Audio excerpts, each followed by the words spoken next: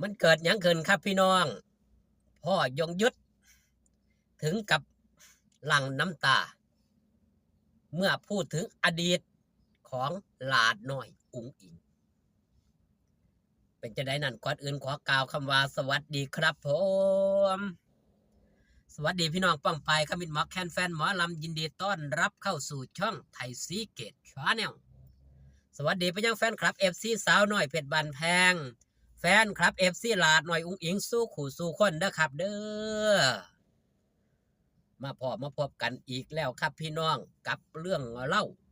ของพ่อยงยุทธผู้ใดได้ไปเบิ่งนะทางช่องยงยุทธลำเพลินออฟฟิเชียลทางช่องต้นวิมลชัยนี่นะลำเพลินออฟฟิเชียลหรือว่าช่องลักช่องใหญ่ผมว่าหลายคนครับได้เข้าไปเบิ่งต้องหยุดชะงักน้ำตาซึมไปตามๆกันแน่นอนสำหรับเรื่องเล่าของพ่อยุทธที่เว้าถึงอดีตของหลาดน้อยอุ๋งอิงที่ผ่านมาครับตั้งแต่เข้ามาใหม่ๆหลาดน้อยอุ๋งอิงกำลังเป็นกระแสนิยมกำลังเป็นที่ชื่นชอบของบรรดา YouTube อยู่ในองค์กรสาวน้อยเพชรบานแพงนี่ละเพราะตลาดน้อยอุ๋งอิงมานี่เฮาสิได้เห็นเหล่าบรรดายูทูบเบอร์นี่จับจ้องครับจับเวลาเตรียมตนเตรียมโตย่างไปหาหลาดน้อยอุ๋งอิงว่าง่ายๆครับแทบสิบ่มีเวลาส่วนโตสำหรับหลาดน้อยอุ๋งอิงในขณะนั้นย่างไปทั้งนี้ย่างไปทั้งไหนกับพ่อกล้องครับด้วยกระแสนิยมเพราะว่าตอนนั้นครับหลาดน้อยอุ๋งอิงกำลังมีสื่อมีเสียงผู้ใดไปถ่ายกับปังช่องใดไปถ่ายกับปังก็เลยพากันไปหุ่มไปหลุมไปตุ้มมาล้มมาตุ้มว่าสั้นเถอะสำหรับเพื่อยังครับเพื่อโปรโมทหลาดน้อยอุ๋งอิงเพื่อยอดวิวเพื่อรายได้ของ YouTube นี่แหละครับจุดประสงค์เรานั่น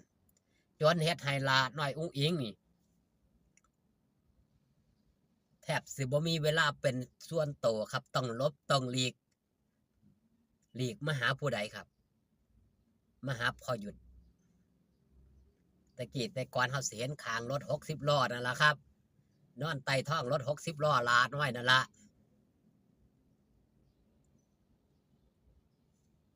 ลาน้อยอุ้งอิงมาลบมาหลีกเพื่อพักผ่อนครับเพื่อพักผ่อนด้วยเจอคำถามอีหยังมากมายสิ่งหนึ่ง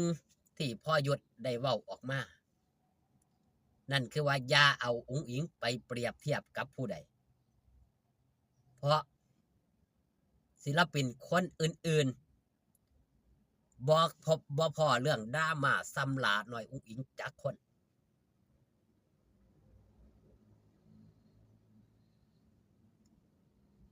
ส่วนมากศิลปินจะได้รับผลกระทบเรื่องเสียงแค่นั้นแต่หลาหน่อยอุ้งอิงสารพัดสารเพปัญหาประเดประดังจนแม่หน่อยถอดใจ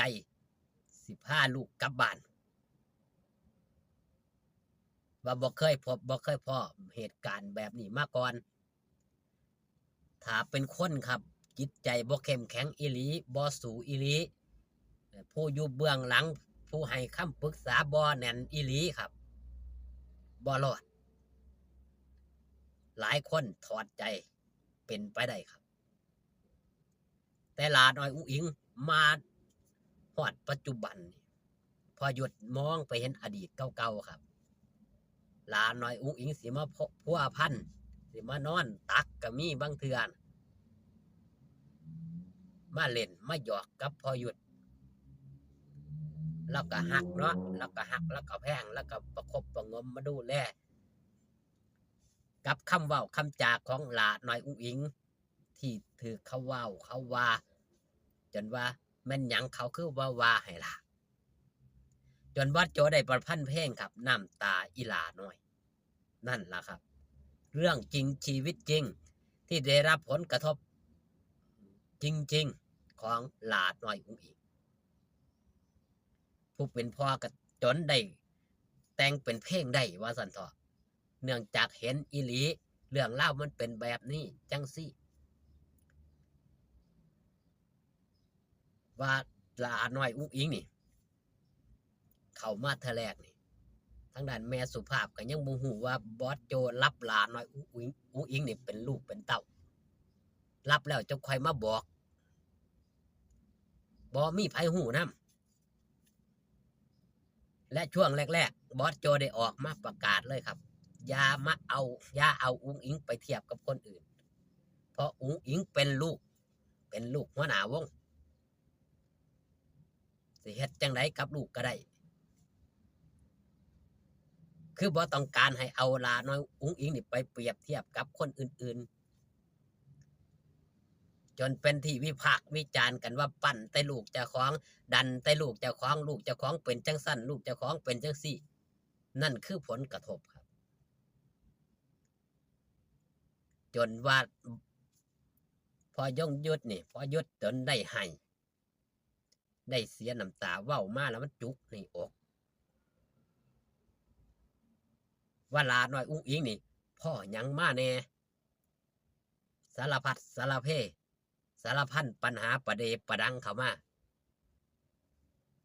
แต่เด็กน้อยผู้นี้สู่อีหลี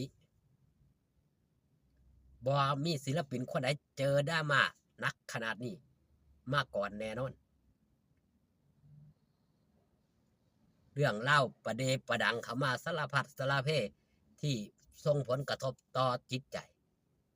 ถ้าเป็นบางคนครับเป็นโรคซึมเศร้าไปก็มีเด้ถอดใจไปก็มีแต่ด้วยหลานน้อยอุ้งอิงนี่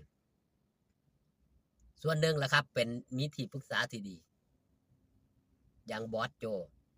พอหยุดแล้วอีกหลายๆผู้หลายๆคนเติมกำลังแห่งเชียร์แห่งใจให้อย่างแฟนคลับ FC ก็มาเติมพลังความหักความแพงให้ณปัจจุบันหลานน้อยอุ้งอิงก็ยังคงบ่ค่อยเล่นโทรศัพท์คือเก่าเป็นศิลปินคนเดียวนี่ครับที่บ่มี Wi-Fi บ่มีหยังเป็นของเจ้าของเองนี่คือศิลปินที่ผ่านอุปสรรคมาต่างๆนานาจนมาประสบผลสำเร็จณปัจจุบันขอบคุณพี่น้องปองปายที่มาเบิ่งมาแย่งเด้อครับเด้อช่องไทยซีเกตชาแนลอยู่ดีไม่แห้งสู้คู่สู้คนครับพ่อกันคลิปหน้าสบายดีครับผม